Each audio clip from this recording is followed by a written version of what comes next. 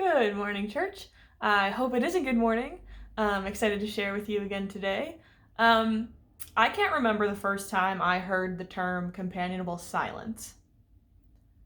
And by companionable silence, I don't mean like that kind of awkward silence where you are sitting in a room with your favorite people and all of a sudden things just like start to get awkward. You're wondering, should I be saying something right now? Did I miss something?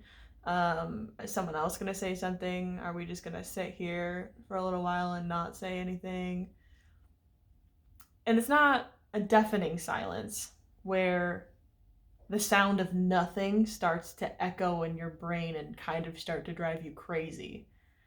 But it's a companionable silence where you're in that room with your favorite people or in that place with your favorite people, and this sense of peace just kind of washes over you, and you feel closer to those people even though nothing's being said.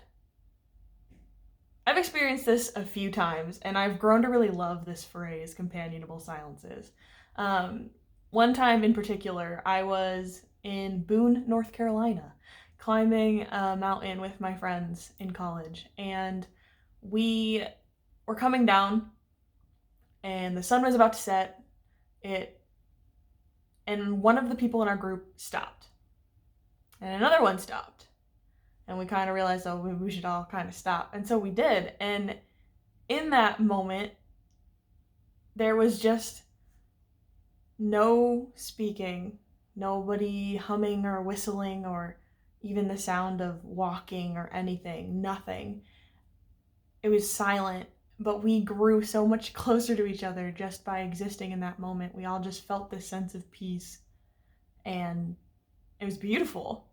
I like to think also, though, that these companionable silences don't just have to happen with other people. And I know that kind of sounds crazy. But these moments that bring peace can also happen solo. It can be a time when you're outside by yourself and you just take a deep breath and simply exist. But you know that peace comes from the fact that you're not alone because Jesus is there with you. So that companionable aspect of the silence is still there.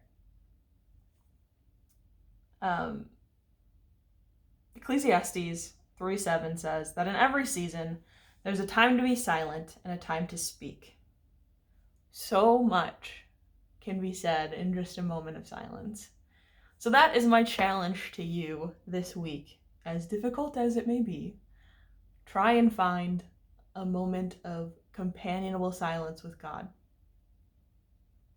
Whether that is going out, sitting in your car for 5 minutes and just existing, whether that's taking a walk by yourself and just letting the world happen around you. Whatever it may be, it's going to look different for everybody because everyone's current situation is very different. But take 5 minutes, take an hour, take however long you want, and just spend some time alone with God and alone just existing. Stop and breathe for a little while. It'll feel good. Let me pray for you. Dear Lord, these times are not the easiest. We know that. And it can be hard to find time to just exist, to just take a deep breath and remember that you're with us through all of this. And you're with us in every moment, the highs and the lows. Help us to remember to take some time this week and grow that sense of peace within us. In your name I pray. Amen.